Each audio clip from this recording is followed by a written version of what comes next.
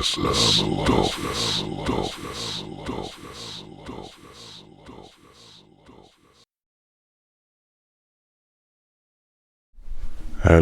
and welcome to Gilli Pong analysis. Today is one of the days that I'm gonna turn off the light so you can see me a little bit better. In this episode of Gilli Pong's analysis, we're gonna try to go into understanding the scientific method. What is the scientific method? Well, and why is it important? If you want to understand what's the difference between pseudoscience and real science, you have to comprehend how to do science. And in order to do science, you have to be able to organize your thoughts and your actions in order to create a valid scientific theory or a hypothesis. And when I've been looking at these videos regarding black holes and the microwave background, the Big Bang, Brian Cox, Sir Roger Penrose, Sabine Hossenfelder, all these physicists that are trying to tell everyone what they know about life and love and the universe, there seems to be some lacking of intellect needed on my behalf in order to comprehend what they're talking about. So it's been around 3 weeks since I made my last video because I've been just researching and learning and trying to figure out for you, dear viewer, so you can comprehend it in the same way. My job is to read it, understand it, and understand it well enough to be able to simply get it into your understanding, so you can block these pseudoscientists from influencing your worldview. So,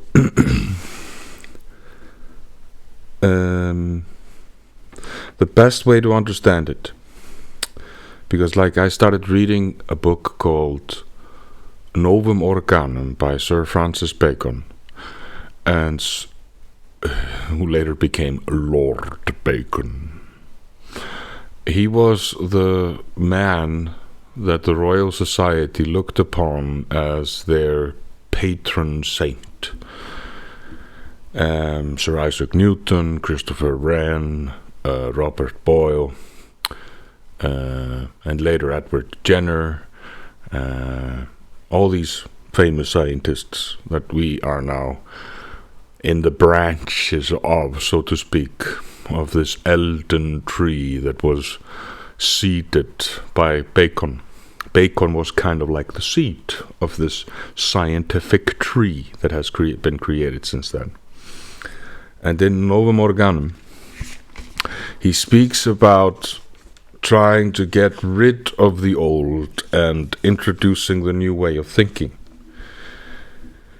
In his New Instrument book, or Novum Organum book, he talks about 4 idols of the mind. So that's the idols of the tribe, the idols of the cave or den, idols of the market, and idols of the theater.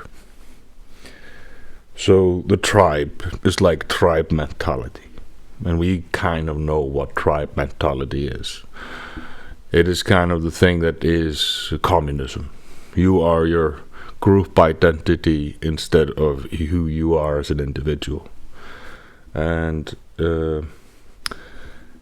your choices in life define you as a group identity.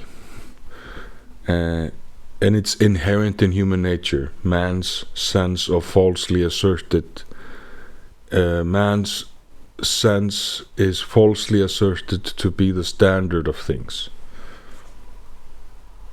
So he's talking about when you have a sense and you use your senses, that they are fallible. Why? Because of these idols.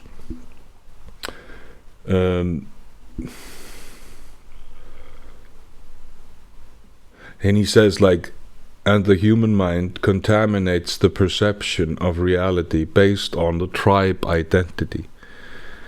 So, like, if you are cast in a certain system in India, you're an untouchable, or you're a Brahmin, or you're whatever caste, and then you're a class in the UK, you're the aristocratic class, you're the royal class, or you're the peasant, or whatever. This is a tribe kind of understanding. So you have to break out of that.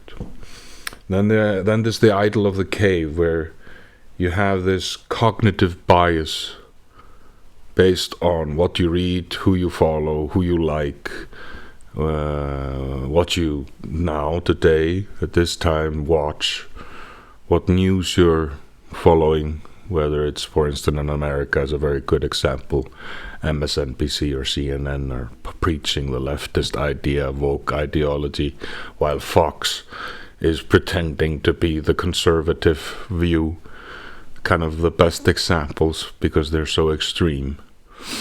And so you can see that these are the idols of the cave or the den, where you are following your own perceptions of what's going on.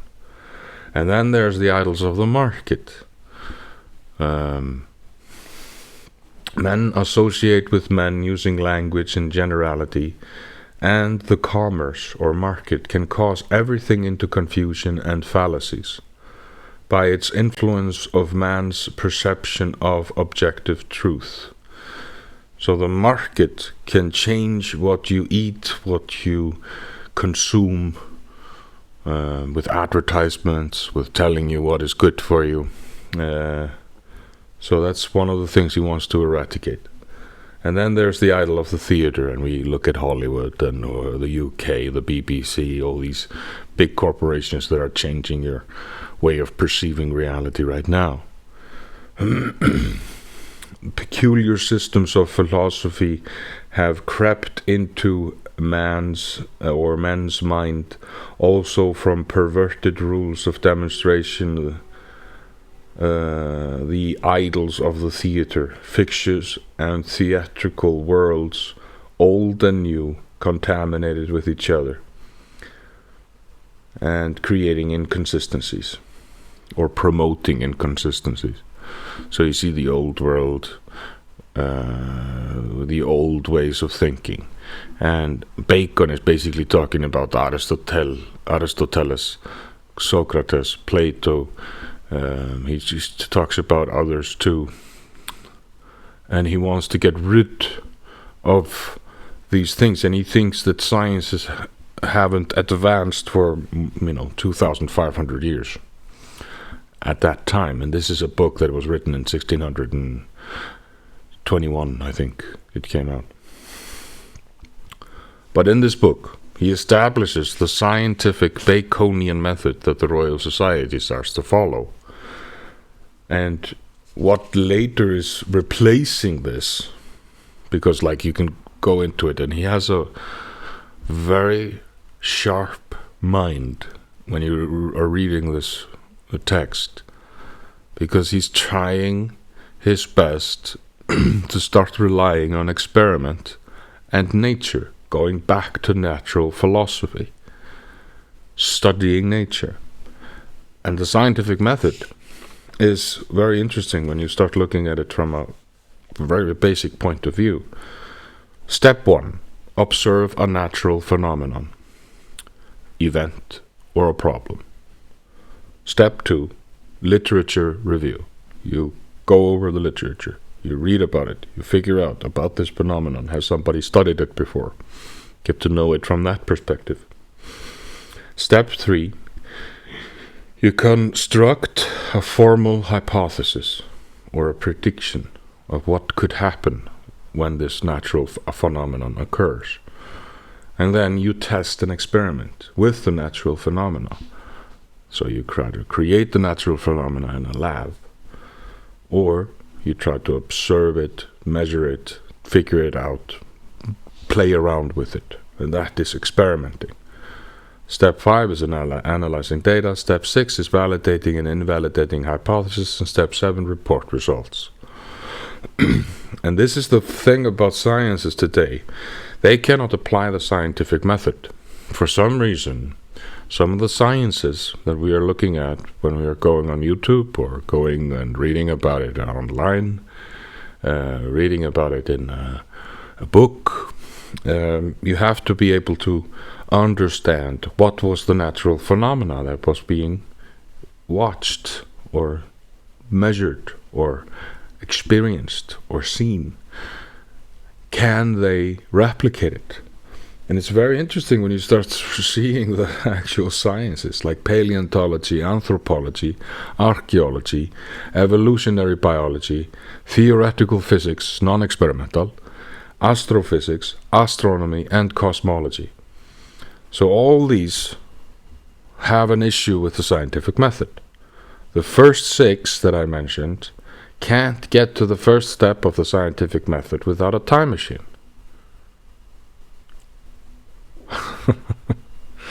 They can't observe a natural phenomena without a time machine. Therefore, they can't do anything about it. Physics, astrophysics, astronomy, and cosmology, they cannot find the independent variable, which is the presumed cause, to build a scientific hypothesis. So they can't create an experiment. They can't even build a hypothesis based on what they have observed, because observing something isn't enough. You have to be able to experiment on it. So you start to realize that maybe one of these things that we have been told about the past, about what we are living on, what is happening out there in space, is based on some kind of fallacies. And that makes you wonder. Because Sir Francis Bacon creates or inspires the creators of the Royal Society, and the Royal Society are a gatekeeper for science today, 400 years later, or 355, or however long ago it was. It's 400 years since 1621, when Novum Organum came out. Scientific societies 50 years later, then they kind of figure that one out. Or 40 years later. Yeah. So, what is happening here?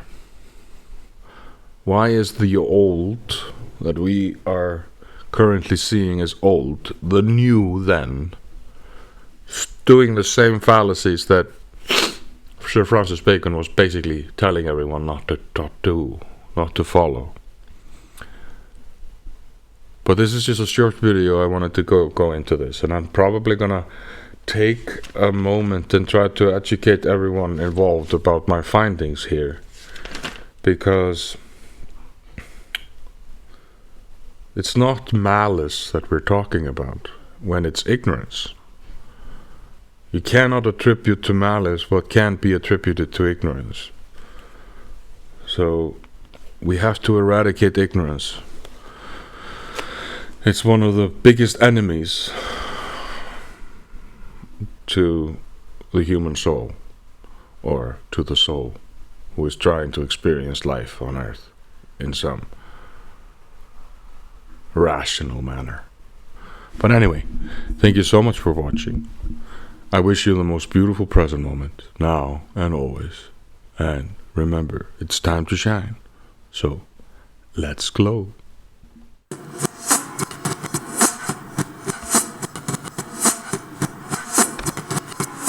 Gilli Pong. Analysis.